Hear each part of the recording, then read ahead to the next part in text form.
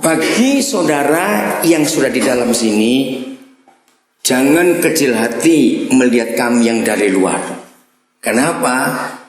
Kalau malam ini Tuhan Yesus datang, saudara lebih dulu masuk surga daripada kami. Amin kan? Ini kan supaya kami dengar di sini.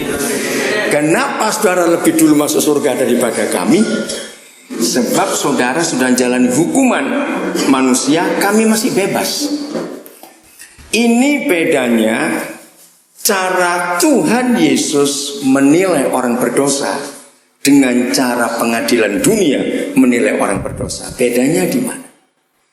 Pengadilan dunia, hukum dunia itu hanya mengadili, mengurus yang kelihatan dalam perbuatan. Betul tidak? Tapi Tuhan kita melihat dua-duanya. Baik yang kelihatan kita buat maupun yang tidak dilihat orang yang kita buat. Jadi sebetulnya antara saudara yang di dalam dengan kami yang di luar, semua kami itu sama, orang hukuman. Bedanya saudara sudah ketangkep, kami belum. Tertawakan kami, nggak usah malu-malu. Saudara sudah tertangkap, kami ini belum. Maka itu dengarkan baik-baik, jangan sombong kita yang masih berkeliaran di luar ini. Saya berikan 3 hukum saja ya, 3 hukum saja. Ini yang menyebabkan orang banyak berbuat salah dan masuk penjara. 1, karena perzinahan. Betul? Nah, kalau hukum dunia itu ada pasal-pasalnya. Kami punya anak 2 orang itu pengacara. Ya.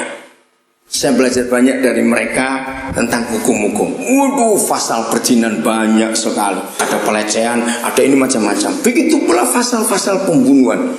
Yang nomor sekian pembunuhan berencana, yang nomor sekian tidak berencana, yang sekian pembunuhan sendiri, yang sekian pasalnya pembunuhan rame-rame. Oh, macam-macam. Nah, surga tidak punya pasal-pasal banyak. Pasal-pasal surga cuma 1. Maka itu saya sering cerita kepada banyak orang, kalau KUHP saya buta total. KUHP tanya polisi, tanya hakim, jaksa pasti tahu. Tapi kalau KUHS saya hafal mati istilahnya. KUHS itu kitab undang-undang hukum surga. Tanya saya tahu, karena saya pendeta. Nah, KUHS itu pasalnya cuma 1. Berzina itu berzina, membunuh itu membunuh. Tidak ada ukuran. Bentuk kejahatannya tidak. Contoh, masih ingat KUHS perzinahan?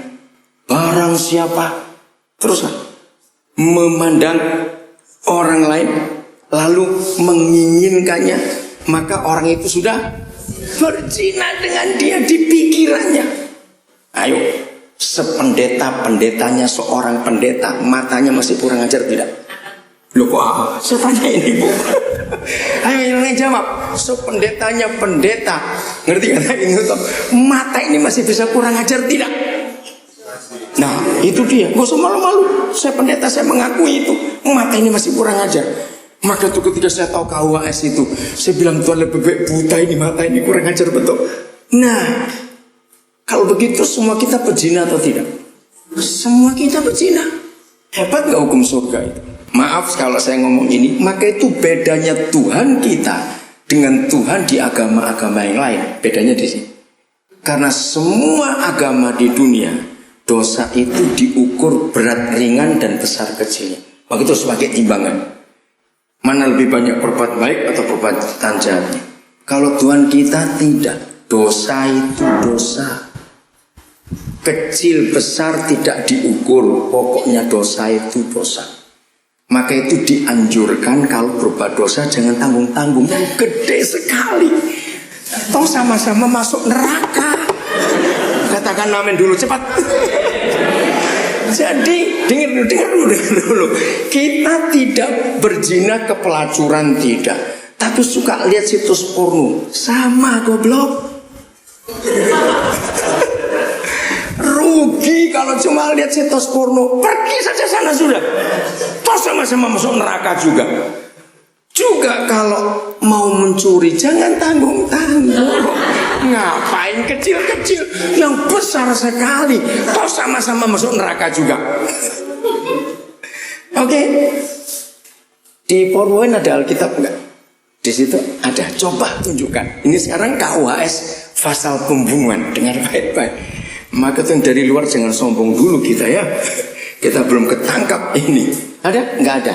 Oke, kalau tidak ada tolong baca salah seorang saudara 1 Yohanes 3 ayat 15. Saya mau tunjukkan ini. Inilah KUHS. KUHP saya tidak hafal sama sekali, saudara. Pak Iris, bilang sini Pak, pakai mikrofon ini, bacakan 1 Yohanes 3 ayat 15. Dengar saudara. Ini KUHS. Ya, yang tidak hafal kitab catat dan dengar. 1 Yohanes 3 ayat 15. Oh, angin. Silakan dibaca Pak Eri. Maka itu saudara, tidak ada yang bisa kita sombongkan dalam hidup. Betul? Di mata Tuhan dosa itu dosa, besar kecil tetap dosa. Dengarkan 1 Yohanes 3 ayat 15. Setiap orang yang membenci saudaranya adalah seorang pembunuh manusia, dan kamu tahu bahwa tidak ada seorang pun pembunuh yang tetap memiliki hidup yang kekal di dalam dirinya. Takut saudara kita. Lihat KUHP soal pembunuhan, wah banyak sekali. Ngikuti peristiwa Afriania yang naik mobil tuh nabrak 9 orang pejalan sampai mati itu. Nah, dari 4 korban itu orang-orang miskin di daerah Tanah Tinggi, daerah Senen, Jakarta. Pengacaranya itu anak kami, namanya Roni Talapesi, sarjana hukum. Nah, kenapa anak kami ini dipilih jadi pengacara dari 4 keluarga korban? Karena ini orang miskin, mereka tidak bisa bayar pengacara. Nah, anak kami ini sebagai pengacara, dia mendaftarkan diri di beberapa media di Jakarta. Kalau ada orang miskin perlu pengacara tidak bisa bayar, beritahukan saya. Dan dia ditunjuk. Maka itu kalau kita ngikuti berita tentang Afriani, maka nama Roni Talapesi untuk 4 pengacara korban dia pasti disebut. Nah, salah satu yang memberatkan Afriani, KUHP pasal 33 berapa enggak? 336 kalau tidak saya lupa. Dan dikatakan jarang sekali ada warga negara Indonesia kena jerat pasal itu. Karena ini pembunuhan tingkat yang paling tinggi. Dan Afriani kena. Ternyata KUHS membunuh seorang pembunuh manusia itu tidak perlu menghilangkan nyawa manusia lain. Ini KUHS. Buat KUHS, membunuh orang itu kalau dia mulai dengan benci saudaramu. Saya tanya lagi, pendetanya pendeta bisa benci tidak? Saya jawab, bisa benci tidak? Bisa. Berarti ada nggak yang lolos dari pembunuhan? Maka itu yang di luar jangan sombongnya, kita belum ketangkap. Awas. Maka itu di hadapan Bapa di surga, nasib kita semua sama, karena kita orang berdosa. Mungkin ada yang protes, saya tidak pernah membenci orang, tapi saya malas ketemu orang itu. Sama saja, nggak membenci tapi malas ketemu. Ayo, kalau malas ketemu artinya apa? Ya benci itu, tidak suka. Nah, maka itu ibu bapak saudara-saudara semuanya, sambil menunggu vonis yang akan terjadi, belajarlah. Hakim yang adil itu cuma Tuhan Yesus. Amin. Mengapa dia disebut hakim yang adil? Ini rahasia besar. Saudara, kekristenan itu adalah satu-satunya agama di dunia ini yang paling dekat dengan penjara. Kenapa? Di sepanjang Alkitab dari Kejadian sampai Wahyu, nah itu urusan penjara terus, betul itu ibu. Terus urusannya pengampunan, betul, pembebasan, penebusan, kan ditebus juga. Nah, saya mau tunjukkan ini kepada saudara, bahwa Alkitab ini betul-betul dekat dengan orang-orang hukuman di penjara. Lihat nabi-nabi perjanjian lama, mulai dari Yusuf, mereka tinggal di penjara. Lihat rasul hebat perjanjian baru, Rasul Paulus. 13 firman kitab yang dia tulis dari Roma sampai kitab Ibrani, itu semua tulisan Paulus, itu 13 kitab. Dari Matius sampai Wahyu itu 27 kitab kalau dihitung.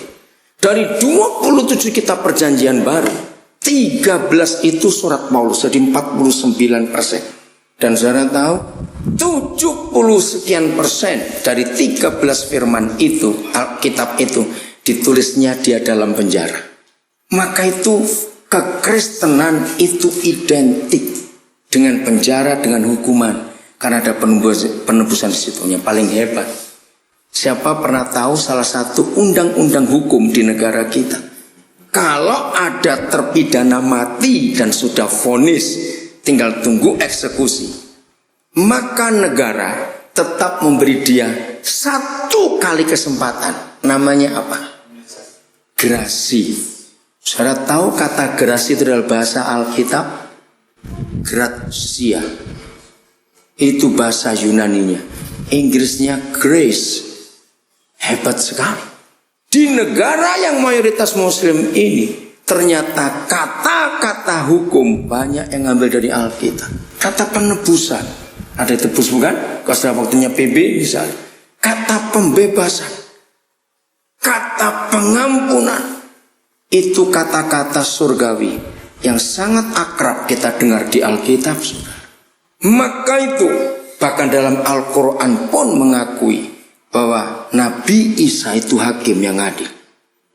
Nah, saya selidiki mengapa Yesus Tuhan kita disebut hakim yang adil, dan mengapa di seluruh dunia tidak ada hakim yang adil, termasuk Amerika. Tahun 2009 saya lupa, tapi bisa dicari. Ada seorang terpidana seumur hidup akhirnya dibebaskan setelah dia menjalani 34 tahun masa tahanan. Dari dia umur 21 tahun sampai 55 tahun dia baru bebas. Itu gempar saudara. Ternyata ditemukan novum, tahu kata novum ya? Ada peninjauan kembali. Ternyata bukan dia pelakunya. Ada yang ngaku. Wah, waktu itu pas saya ada di Amerika, karena waktu itu terjadi berita nasional.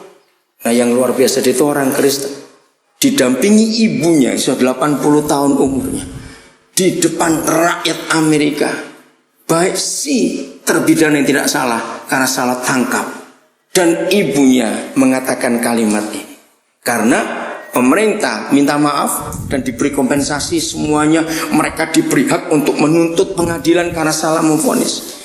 Saudara, semua yang mendengar termasuk saya waktu itu menangis.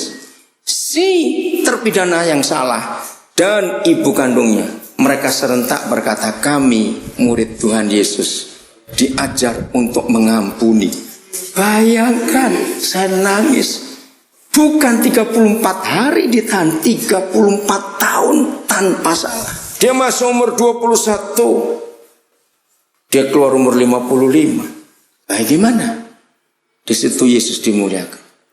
Saudara, ini yang membedakan Kristen dengan yang lain, betul? Yang lain balas, tapi Yesus berkata ampun. Hari-hari ini lagi beredar sebuah film, saya belum nonton, tapi anak-anak saya cerita yang belajar hukum. Saya lupa judul tepatnya. Kalau nggak salah 3 Days Left atau 72 Hours Left. Jadi film ini mengisahkan seorang istri yang dituduh membunuh dan divonis hukuman mati.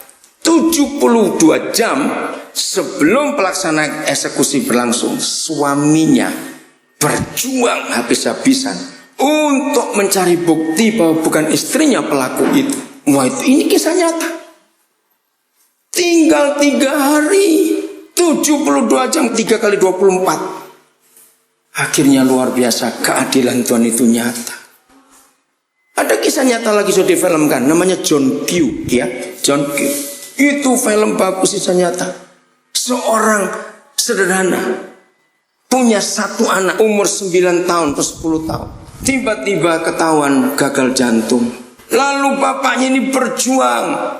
Ternyata asuransi tidak cukup untuk bayar. Vonisnya cuma 1, harus cangkok jantung. Nah, cari tidak ada yang cocok. Yang cocok jantung bapaknya ini. Dia memberikan diri kepada dokter. Bayangkan, operasi aku cepat. Berarti mati dong kamu. Ya gak apa-apa, demi anak ini. Aku sudah punya umur, anak ini belum. Wah, itu kisah yang luar biasa. Tapi gak ada yang mau juga. Dia buat jahatnya bukan mencuri, bukan apa. Dia cuma minta tolong. Siapa yang mau melakukan ini? Karena gak ada yang mau, akhirnya dia masuk rumah sakit. Dia sandra dokter, dia sandra perawat di rumah sakit itu. Nah, itu kejahatan. Saudara, kisah itu seru sekali. Keadilan ternyata tetap ada di dunia dari Yesus. Dengarkan itu. Jadi sambil saudara menunggu vonis itu, saya mau katakan kalimat ini. Jangan dosa ditambah dosa. Ngerti kata itu? Ngerti nggak kata ini ya? Saya ulangi. Jangan dosa ditambah dosa. Dosa